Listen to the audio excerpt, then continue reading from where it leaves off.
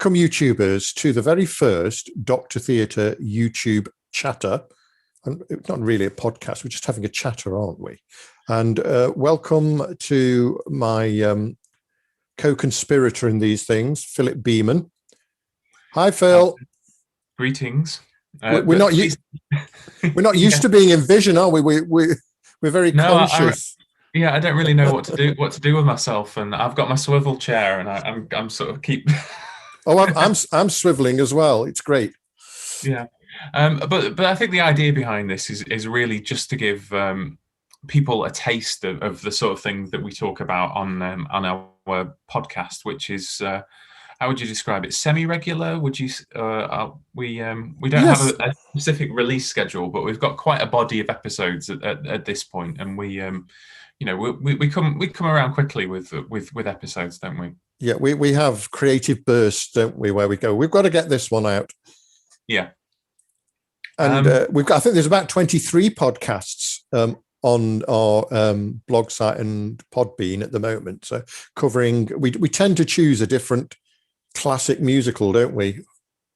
Yeah. With each podcast and delve into the archives and select tracks and find some rarities as well. We're quite good at finding rarities. Which, given the times that we are living in, it's the right time for doing a deep dive into your old favourites, isn't it? Well, there's nothing else to do, really. There's no other theatre apart from our classic musicals. But musicals were given a big push last week on BBC One in the UK, if you're watching this outside of the UK, with a programme called Musicals: The Greatest Show. Did you see that, Phil?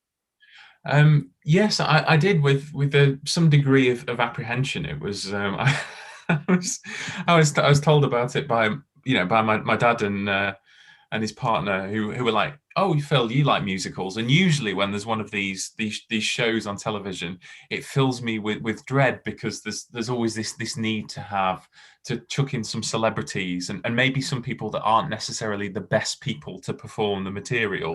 But there's usually a soap star or some figure from light entertainment murdering a song. But actually, I found with this, it was great because it was actually proper West End performers, probably because they got nothing better to be doing. I know. I was expecting to sit there for the 90 minutes, I think it was, and doing a lot of eye rolling, going, "Oh my goodness, this is not that great. It's Saturday evening television for the masses." But in fact, when it started, I was completely into it and gripped by the performances. They were all top rate performances, I thought. Yeah, I mean, I could be petty and nitpick about some of the clunky links to camera and in between. Yeah. But I won't do that. I think I'll just celebrate some of the great performances, and it was especially moving for me, like, just to see some shows that I'd seen quite recently. Some of the last shows that I saw before we went into lockdown. Yeah, because we'd had one of our little West End, what we call our West End Wendy pilgrimages, hadn't we? Just a few weeks before lockdown, taking in a lot of London shows that we wanted to catch up with, and then suddenly there was nothing. Which is how this podcast that we do came about, wasn't it? Because we were missing it so much, going to the theatre, that we wanted to kind of connect together and connect other people. Yeah, I think thanks to Facebook Memories, it showed me that we I think a year to the night that musical show was going out, we were in the West End watching Aisha Jawando in Tina, the musical. And what a night that was! Brilliant night. Yeah, it's a brilliant show, and she's a brilliant talent, and it was great to see her on the television. It was a great shop window for a lot of these shows, and hopefully when things open up again, people will discover the wonders of Six. Although of course Six has already got a bit of a cult following, but it's getting a bit more mainstream attention. Even today on the radio, I heard Tracy Ann Oberman was being interviewed, and she was saying how her daughter loves this show Six. Have you heard of it? And I was like, yes, of course I've heard of it, but not this. Did you? But did your you watched it with your family, didn't you? Yeah. Yeah, the musicals, The Greatest Show. What stood out? Were there any comments from them about any of the shows that they maybe didn't know, that they would thought, oh, I might like to go and see that? I think Dear Evan Hansen stood out, because Dear Evan Hansen is by the same people who did the music's by the same people who did The Greatest Showman, right? Isn't it? That's right. Yeah. Yeah, and I sort of so that they're big Greatest Showman fans, which I'm not. And that song as well, You Will Be Found. It's an absolutely wonderful anthem, isn't it? You know, that you can see why they always perform that song on the telly when it comes to picking something from the soundtrack. You just can't beat that song. Yeah, and I think you can see. You can definitely hear that it's that composing team. Like, you can listen to the Greatest Showman songs, and then you can listen to Dear Evan Hansen. You can see it's the same composing team. You know, there are similarities in their style. So I think that one spoke to them. And then it was my dad's partner is a big Holby City viewer, and she didn't know that Ramin Karimloo was a former Phantom, so that one stood out. Of course, yes, of we course. all know. That in fact, Ramin now has retired from the mask. I think he said no more. He won't wear it again until somebody waves a bloody big check at him. Yeah, and then he'll be back in the mask. So what do we think we're going to look forward to when the theatres eventually reopen and we can actually not just get on the train to London, but, you know, see all the touring stuff and, you know, things that are happening in the regions? Because you live in Manchester and I live just not far from Manchester. So that's kind of our cultural hub, really, isn't it?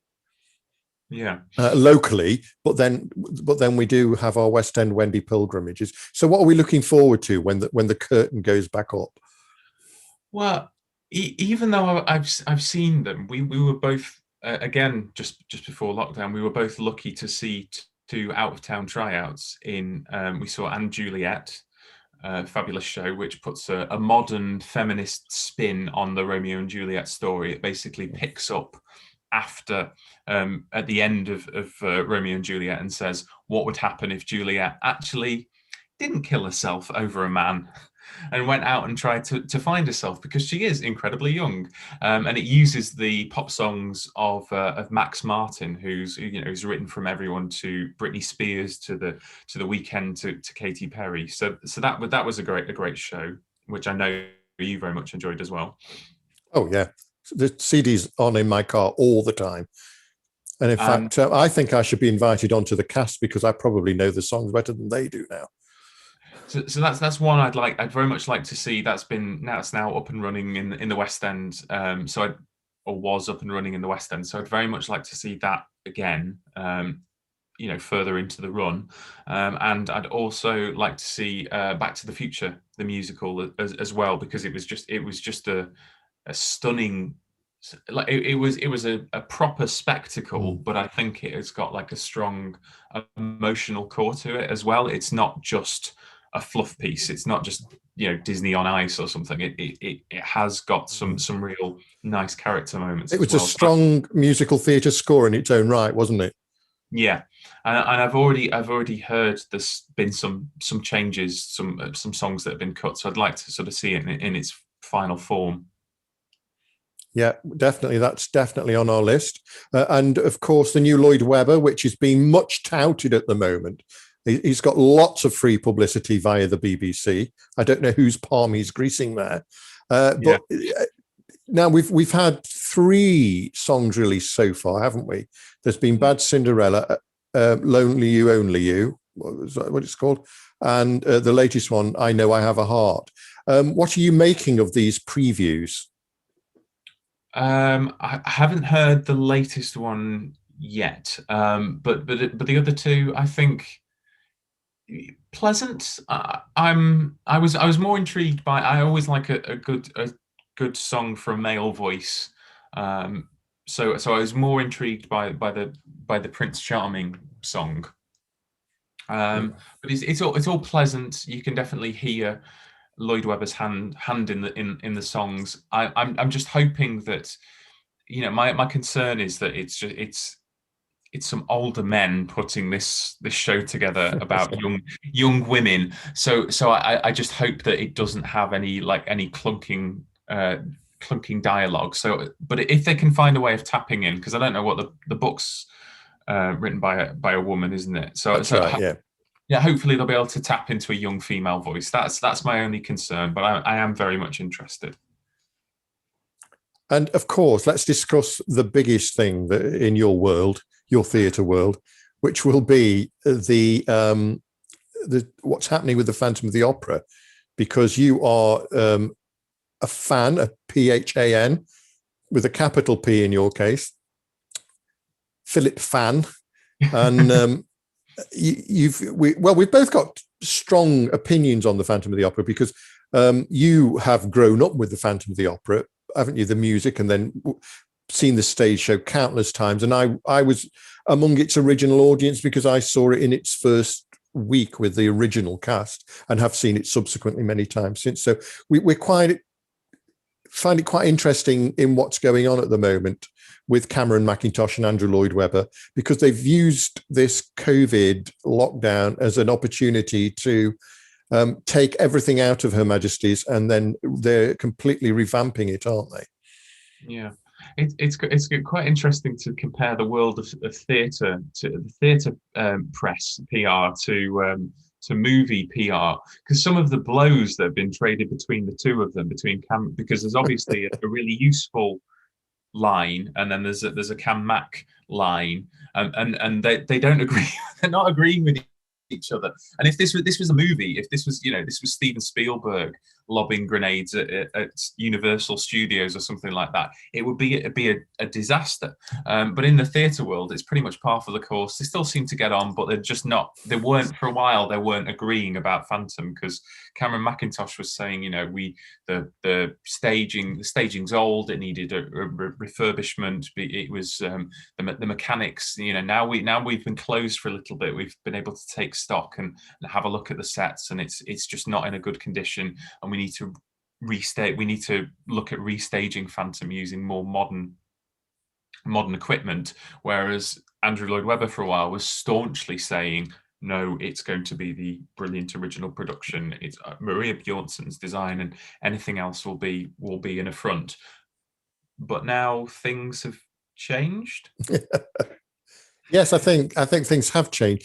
Basically, what we're seeming to hear is that the touring production is going to be the basis for the new Phantom of the Opera at Her Majesty's Theatre. And that brings with it mixed emotions, because whilst it's absolutely fantastic to refresh the production and bring a new look and a new feel to it, getting rid of some of the things that have made Phantom such a huge success around the world, it doesn't sit well with a lot of Phantom fans, does it? No. Plus, of course, reducing the size of the orchestra, because Phantom had one of the biggest West End orchestras, I think the biggest West End orchestra in London. So I think they've cut that right in half, haven't they? It is what we're understanding will be happening. Yeah, I mean, it's because Phantom is unique, or not quite unique, but there aren't many shows that have this rollout of replica productions all around the world. So people are very much invested in the original staging, and couldn't imagine it being any different. And when they did try it in 2013 with the new Lawrence Connor staging, it didn't go down very well. So I'm trying my best to be understand as well. I understand this is the world we live in, and any Phantom is better than no Phantom. So a scaled down Phantom is like, because it's not just about the chandelier moments or the angel It's, for me, it's about the characters and the performance. So I'll still be happy. It'll still be a nice feeling to know that there is a Phantom in the West End, and I'll be able to go and see it anytime I want. But I think it is a shame that all of that history is going. Yeah, but we'll be there, won't we? Yeah. We will be making our feelings known when the time comes. Because a lot of that, the Hal Prince, the Hal Prince staging, a lot of what made it wonderful was that it was using the mechanics of Her Majesty's Theatre. It was using old Victorian staging theatrical techniques. It was like a museum piece, but a really engaging museum piece, wasn't it? Yeah, definitely. And it's things like getting rid of the angel, which I believe is a health and safety issue now anyway, because the angel descended, didn't it? And the Phantom came out from behind it in kind of as it was suspended in midair. And little moments like that I shall miss. And there's a great debate as well as what's going to happen during the overture, because obviously the big start of the show was this massive chandelier lurching from the stage up to the center of the theatre with during the overture. So I believe that we may or may not get something like that, but nobody's quite sure what is actually going to happen. I wouldn't be surprised if in the 2013 Lawrence Connor production, they had I think they had a gauze across the stage, and they've had a projection on it. So there was dust being blown away and stuff whirling round, and curtains projected, curtains and bits of scenery forming. So I wouldn't be surprised if there's some kind of projection element. So I think there will definitely be something to look at in that overture section. Watch this space, isn't it? Because it's all conjecture at the moment. Yeah, but I'm just a bit dubious about how it's come about, because I think COVID is being used as an excuse, and also this thing about health and safety and how staging this changed. There are replica productions still playing on Broadway, and I think there's been one there's been ones in South Africa and I think Brazil as well, and there's been some touring productions that still employ the same the original techniques. So I'm not sure if I quite buy it. No, there's definitely lines we have to read between here, isn't there? Yeah, and I said I was going to be positive. I said I wasn't going to say too much. I was going to bite my tongue and try and be pragmatic, and then now you just set me off.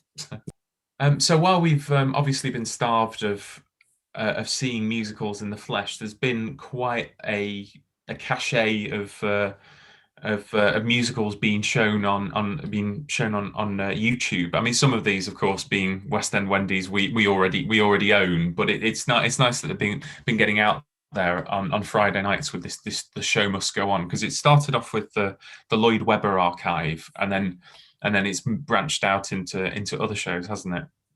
Yes, basically. Universal particularly have raided their catalogue of musical related videos and put them out, and it seems to be that they're massively popular. Even if people have seen them on DVD or whatever, people are making an effort to tune in and watch them again. I think it's creating the experience. It's trying to to create the experience of sitting down at 7:30, to watch a show on YouTube. Is it's something, working, anchoring your evening around watching a musical, isn't it? Yeah, oh, definitely. And that's what we all miss, isn't it? All getting together socially and all uniting to appreciate a piece of theatre, whether that be musicals or plays or even just live entertainment, concerts or ballet, opera, whatever it is. I mean, we're all missing that dreadfully, aren't we? Yeah, and there's been some pleasant surprises, because I was familiar with a lot of the shows, but there's I've recently watched Kinky Boots, which was great. And I realised that I've seen it got Killian Donnelly, who I've seen as Jean Valjean, and he's the new Phantom in London, isn't he? When it eventually reopens. Yeah, that's right. He was supposed to be doing it on the tour, and he did the first few dates of the tour before it closed. And then Matt Henry, who I saw a couple of years ago in One Night in Miami as Sam Cooke. And I saw him in a very different role as Lola in Kinky Boots. So that was a pleasant surprise, and I was really surprised as well at how Cyndi Lauper and Harvey Fierstein tapped into the British voice. It was like, considering two Americans, it felt very. Obviously, it's based on a British movie, but it felt quite authentic. The voice. And we're going to plan a podcast on that fairly soon, aren't we? Anyway, and we're going to go in depth with Kinky Boots. We're going to slip on our Kinky Boots, but we've done quite a few podcasts. We were talking about Phantom earlier, and we did a 2-part podcast, didn't we? Quite a very in-depth look at the Phantom of the Opera. And if you're interested in the podcast version, which includes exclusive clips of tracks from musicals from around the world, productions around the world, then look underneath this YouTube video. In the description, you will find the link to go to our podcasts and have a more in-depth version of this kind of chat, but with some great music as well. Yeah, musical illustration, Phantom in particular. There's a really interesting section, even if I do say so myself, on the genesis of some Phantom tunes which might have been used elsewhere in Lloyd Webber's work. We call that section the Phantom of the Recycling Centre, and there's quite a few. Yeah, every time we do cover a Lloyd Webber musical, there is a Phantom of the Recycling Centre, because at least one of the tunes has been heard somewhere else before, hasn't it? Yeah. And I really like that that pulling back the curtain. It's almost like we've got a cork board with lots of string and drawing pins. And we're like, well, this melody started off here, and then it was moved into this show here. It's like one of those murder boards, isn't it, with the strings going all over the place and the clues all everywhere. Yeah. I tell you what, shall we just finish off our little chat by talking about our top 3 soundtracks? Yes, why not? Yes, because the idea is, if we were sent to a desert island, what 3 soundtracks could we not do without, out of all the millions that we must have, at our disposal? Well, hundreds, not millions. So give me the first of yours then, Phil. What could you not manage without? Well, so these aren't necessarily favorites. I'm thinking I'm trapped on a desert island. I want a bit of a variety. So these are my choices. So my first one is, I've gone for Miss Saigon, Boublil and Schoenberg's follow-up to Les Mis, I suppose, wasn't it? And I've based on what was it based on? Madame Butterfly. Madame Butterfly. That's right. And the story of during the Vietnam War, American GI falls in love with a Vietnamese girl.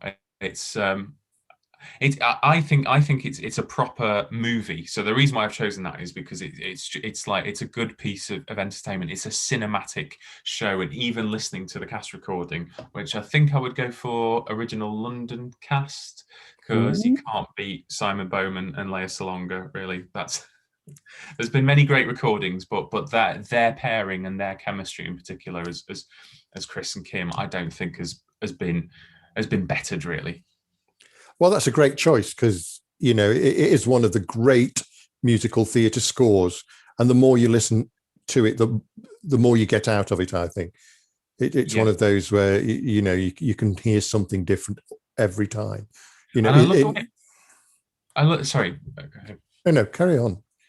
I was gonna say I love the way it plays with the narrative as well. Like it's the first show I can think of where there are flashbacks in it. We've got the dream sequence in this.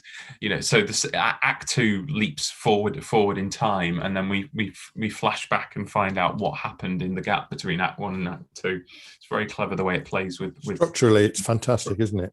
Yeah. So what would yours be? Well, my first choice would be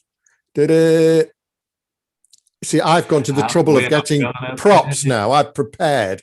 Have you prepared? Because I can't see any props. This is my first prop, and this is the fabulous Rent by Jonathan Larson. I just love it. Based on another opera, La Boheme, the story, but updated, modernized, obviously. It's just, I don't know what it is about Rent. I'm a bit of a rocker at heart, so I love the fact that it's kind of rock music based. But also, I think it's got a real heart to it, and it's got a lot to say about friendships and the way, you know, we treat each other. So that's my first choice, Rent. Yeah, and and again, thinking about being on the desert island, it's a nice mix of genres, isn't it? As well, it's quite an eclectic score that dives into different types of music. There's a bit of rock, there's a bit of soul, there's a bit of dance music as well, isn't it?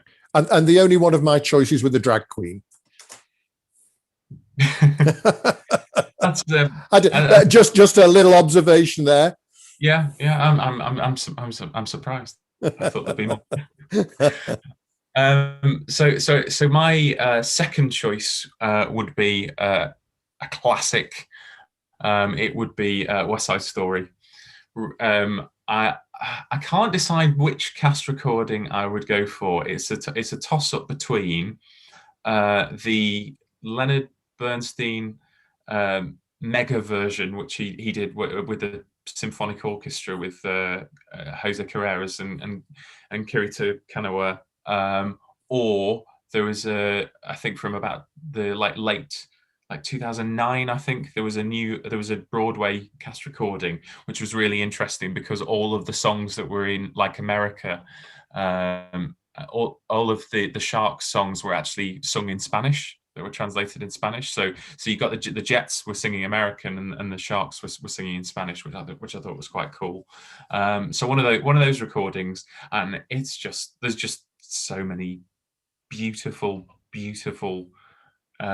melodies, and I'm a sucker for a big melodrama. So and some great love songs in there as well, isn't there? Yeah. So and we've got the new movie coming up, haven't we? The Spielberg movie. Yeah, I mean, I look forward to it when we finally get to see it. When cinemas open.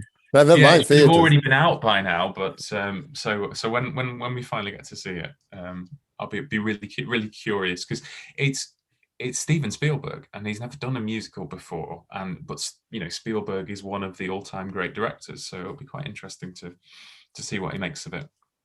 We'll be there and we'll be reporting back. My second of my three choices for Desert Island soundtracks is second prop. Tell me it's not true. Blood Brothers. Yes. Willie Russell's amazing story of twins parted at birth, and then they grow up in the same neighborhood, but one is obviously with his mother who's very poor, and the other gets adopted by a mother who's quite affluent, and it's them growing up on the opposite side of the tracks and how that affects their lives together as friends, and also, socially. It's the class system at work.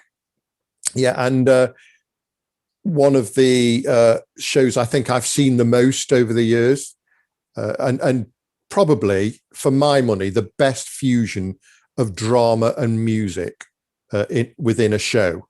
It's almost seamless how they go from scenes into the music and back again, rather than a lot of musicals have a song and then there's a lot of applause and then you go into a drama scene, but then it stops to go in. But this just seems to be much more of a fantastic flow and fusion, and you can hardly see the joins. So yeah, that's my number two. And which recording would you go for? Well, it's always now I've got about 600 or 700 cast recordings of all various shows, and I've got I would have said about 15 to 20 recordings of Blood Brothers. But it's always frustrating because you think I want them from that recording, I want them from that recording. Although my favourite Mrs. Johnston is the original Barbara Dixon, I would think I would have to go is a cast recording with the London Revival cast, which is Kiki Dee and Con O'Neill and Warwick Evans and the late Robert Locke, because I just think it was such a strong cast, incredibly strong. And I would venture to say that Ken Wright never had a stronger cast again, in the fact that everyone is just beautifully detailed. But there you go. That's just my opinion. I'm sure Blood Brothers fans will take issue with that anyway. So yes, your final choice, Mr. Fell. Well, this will be no no surprise to anyone, really. But I am stuck on a desert island, so I need something that brings me comfort, and it will of course be Phantom of the Opera. I just think it's such an evocative score that conjures. I think it's one of Andrew Lloyd Webber's most successful in its intent. I think probably he's got better scores in his arsenal, but I think it communicates the story so well. It's this beautiful high romance. I love the pastiches of opera that he does. I like, and then you've got the pop song in All I Ask of You. I just think it's a score that's got everything, and it never fails to conjure up images in my head. And as soon as the overture kicks in, hairs on the back of your neck stand up, really. Even if the chandelier doesn't rise properly. Oh! We're like a dog with a bone on that, aren't we? Yeah. The chandelier, will it rise? Let it go. Let it go. So I'm not sure which cast recording I would go for. That's a difficult one. There are many, I really like the Colm Wilkinson Canadian cast recording, but that's only highlights. Same goes for the Dutch cast recording. I was thinking I might teach myself a different language. With Henk Poort, he's got a gorgeous voice as Phantom, but again, it's not full. It's not a complete cast recording, so it's quite. That only really leaves you with the original cast, but too much Sarah Brightman. I don't know. It's very, very difficult. So I think I might just ask you to pack my suitcase, and then I'll see which recording you've put in there, and then I could blame you. It won't be my fault. Well, I might be tempted to say that I might pop in the bootleg of the Australian recording with Anthony Warlow, because I think that's a pretty damn good one, actually. Yeah, I mean the whole cast in that. It's never been officially released, but it's been leaked to the internet on this very YouTube. I think it's been leaked, and that's a brilliant recording, I think. Yeah, and a good sound quality for a bootleg as well. There's very little. Yeah. Okay. I think that's something that is as a West End Wendy. If you got enough bootlegs and listen to enough bootleg recordings, sometimes you hear a hiss in your ear, and it's psychosomatic. There isn't really one, but you're just so used to hearing these tinny mono recordings. We can't cope with good quality bootlegs, can we? No, it's against nature. Yeah. Okay, my final choice is a sheer fun choice, just because I love it, and that is Starlight Express. Just because, again, I'm a bit of a rocker, and it's a very driving, rocky, poppy score, and something that is totally unique. When it's done at its full level, it is just something that's totally unique. Nothing compares to it in theatre, and it's just sheer fun from beginning to end. And I think we all need a bit of fun, don't we? Don't read too much into it. It's a fairy story about these competing trains, and it's just got some fabulous earworms from Lloyd Webber. Virtually every song comes along, and you can tap your feet and hum along to it.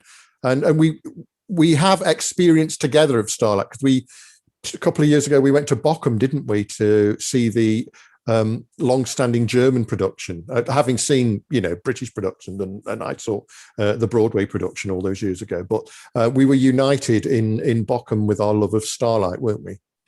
Yeah, it's a memory that will stay with me for a long time. It was something I've always wanted to tick off, and having seen the original production I think when I was 4 years old, and it was really nice to see and then having seen the various touring productions in scaled down state, it was great to see full scale epic Starlight Express with the cast, zipping behind you. It was it was something to behold.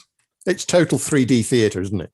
Yeah, and a great catchy score. I think often underrated, and probably Andrew Lloyd Webber's first foray into doing a fairy tale. I would say it's a great entry level show for kids and families. Definitely. And hopefully it will be restaged in its proper form. That is to say, not with a screen showing the races, because we've had the touring versions in the UK, haven't we, where they've done it as a proper proscenium art show, but with the races that are integral to the show just shown on big screens. But we want people zipping around the theatre. We want that rush of air as they go past us, don't we? Yeah. Indeed, I think it's all about finding the right venue for it, isn't it? And it's a massively expensive show to stage in that way. But I think if they did, the people will come, because it is a show that appeals to so many age groups. From young kids right the way up to your 70s and 80s. You can enjoy it. Maybe it's all about marketing. I think Andrew Lloyd Webber comes from the world of theatre, and he needs to think of this as an event, as a theme park, basically. I think it's all about how you how you approach it, and maybe he needs to stop working with theatrical producers and look at staging it as a piece of entertainment in another area, maybe. Yeah, absolutely. I think they could probably, maybe one of the big theme parks could have a permanent theatre there where you can only go and see Starlight Express. So people would travel to the show. Yeah, there we go. Alton Towers. Yeah. I look forward to Alton Towers' production of Starlight Express. But I think we've just about run out of time now, because we wanted to keep this fairly short, didn't we? And it's already rambled on too long.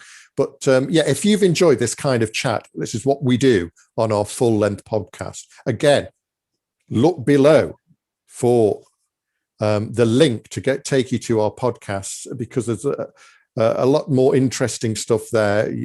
As I say, a lot of chatter and our opinions on lots of different shows, and gems from productions around the world, foreign language productions, and we just delve into the archives, don't we, and just see what we can find. Yeah, and occasionally we go off piste and do. We've done a Divas special as well, and we've done a news episode. But hopefully we always bring something a little bit different to the table with our music choices. Yeah, and because we're just basically enthusiastic fans, aren't we? That's what we are. Not just musical theatre, but as I say, live entertainment, full stop. Whether that concerts or plays, we go to it all, really, don't we? We don't differentiate between it. And I think perhaps uniquely for theatre goers, like both of us, we want to enjoy it, don't we? It's it's never to be we do have criticisms, but it's never to just be criticism for the sake of criticism. No, we can justify our criticisms, can't we? Yeah. So thank you for tuning into this inaugural chatter on YouTube for Dr. Theatre. Hopefully you'll join us on the podcast, and we're sure to be back soon when we've got something to say. So see you there. And remember, click on below for all the great podcasts we've done. So it's goodbye from me, Rob. And it's goodbye from me, Phil. Bye.